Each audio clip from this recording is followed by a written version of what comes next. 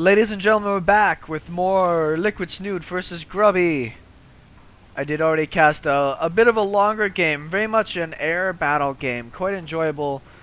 Zerg versus Protoss. So this, I don't know what order the games are in, and even some of the replays I downloaded are a little bit messed up. They don't seem to be getting the names right on that. So I'm gonna write a stern letter to my congressman. What the fuck am I talking about from Canada? I don't have a congressman. My MLA to deal with that. Grubby going out, piling out the front. Everybody knows this map at this point here, so it should be pretty straightforward. And he's gonna go off and scout la-di-da. I'm gonna speed it up at the beginning here, because, yeah, we know what's pretty much gonna happen now that that pylon's going down. And generally these players are good enough not to just lose to some sort of stupid cannon shit. Fuck, cock, ass, cock, motherfucker. Prone to boost those probes. It's probably going to go up to 16 or so supply before the Nexus goes down. Oh yeah, good air. 17 supply. Yep. I am kind of surprised that, oh, he did go for a block. See, now this is what you can do, is I'm going to pause for a second. As a Protoss, if you do get the forge down, and Grubby didn't even go forge first last time, but if you get the forge down and you put a pylon here, a lot of times the players are going to go expand here, but they don't have the overlord there to see for vision. So you can put down a pylon and some cannons back here and just F them up all over again. It's only happened to me once or twice, and I was upset. I used not so nice language. Speeding up some more, fast Nexus, he sees it. Forge going down, I'm pretty sure that's a tight wall off. Anyways, probe gets chased out. He's got a couple lings on his ass. He does see the third base. Second base is... well, technically this is the third base, but... fuck you. Cybernetic score, not even a cannon yet. It's kind of interesting. It's not even electing to get a cannon at all. Only 2 lings, so I'm sure that's fine. After you see the 3 bases, you could probably even cut the cannon, which is a little bit greedy. I like it. I think it's worth trying. Just drones coming out of the Zerg player, and I just cooked up some dinner, and it's smelling great, and I'm really hungry. That's kind of a funky little logo there. What logo do you have? You don't really see it as well in the Zerg players, obviously. Still lots of drones, no defenses. I mean, there's going to be... has there a Zealot come out yet at all? No, nothing on the watchtowers. There's the Zealot. Chasing around the lings. I do know that Grubby does like his Zealot stalker pressure. It allows him to get range. And obviously the Zealots tank any Zergling pressure quite well.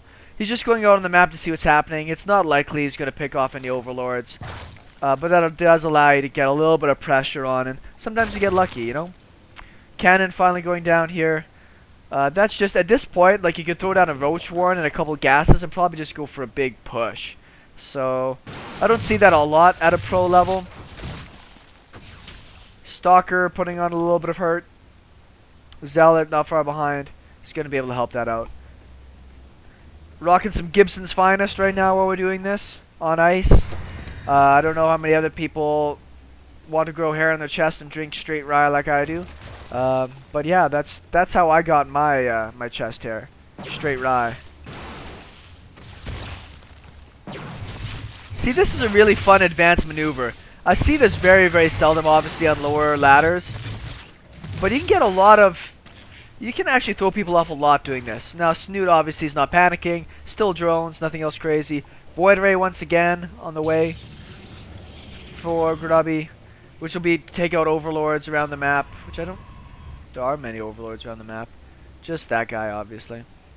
That's good for scouting the gas and what time the gas is. Early 4th base. Look at the units tab. 56 drones to 42. Oh, that queen was not too far away from going down. I mean, obviously what Snute wants to do is go as far as he can without building any attacking units. Finally has speed on the way. 4 more lings. That should be enough to take care of a stalker or anything else. Void Array is out. We don't see any spore crawlers going down for the sake of oracles, which I'm a little surprised with. It's not too expensive, particularly with the amount of of the workers that he has to just throw down a spore in the different bases. Because an Oracle can ruin your day. It can eat your whole lunch without you knowing about it. Stalker's just being a dick. Speed's about to finish up, and that will probably end up going down as the speed finishes. He's just waiting for speed to finish so they make sure he takes out that Stalker.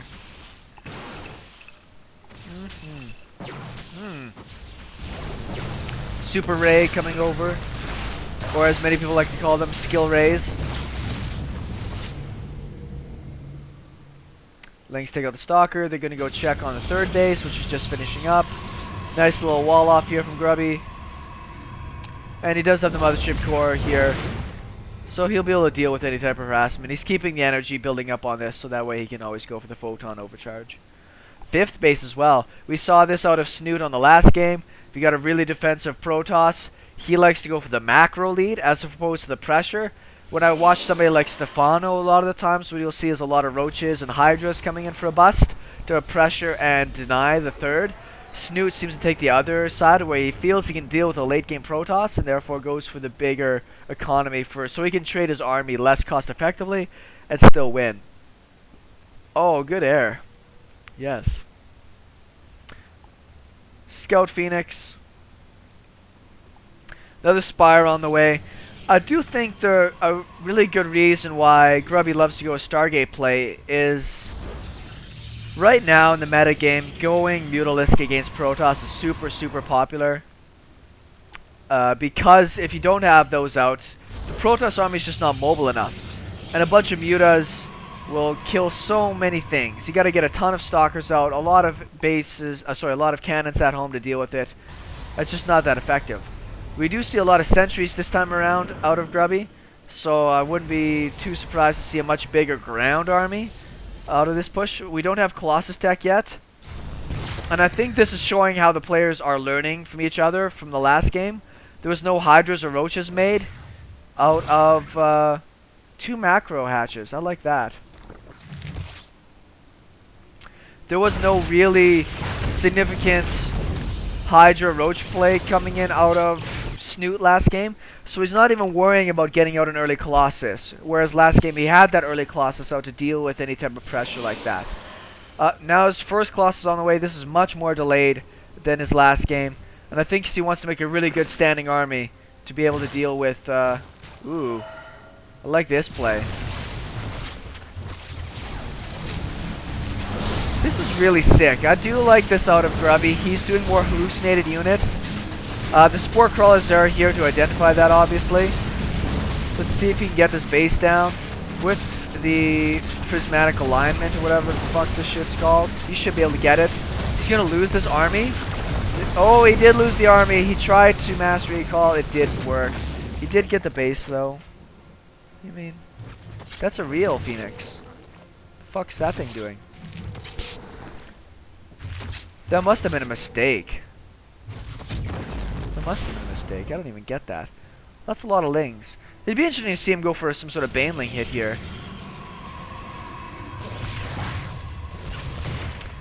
Another great thing about doing the building setup like this is the Lings can't surround the Nexus. So they really have to back away or risk just getting annihilated to a mass level. Banelings would be pretty funny. I mean, he just lost all of his sentries. Banelings would be able to bust through that really effectively. That was a pretty costly thing for Grubby. I'm sure he actually anticipating being able to recall all of his units. He just got a little greedy there about taking out that hatchery and lost everything he had. Lots of... Is he going... He is going Baneling drops. Did I call it or did I call it? I called that. I don't care what you guys say. That was all me. I went back in time and told him to do that. Huge spy lead out of Snute. I do like this, getting behind the units. The Colossus is in a great spot, though. We'll see how this works. Holy crap.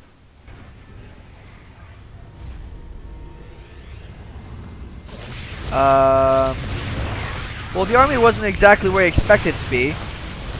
Start dropping. That's such an unnerving feeling. I play Terran against this sometimes, and it just feels so bad to see this going over your army. Like, oh god. Oh god. Nice hit. He hasn't even dropped everything yet. Now he finally is. Where's the corruptors? Oh man, they didn't have to do very much. This was a great play. I like this a lot.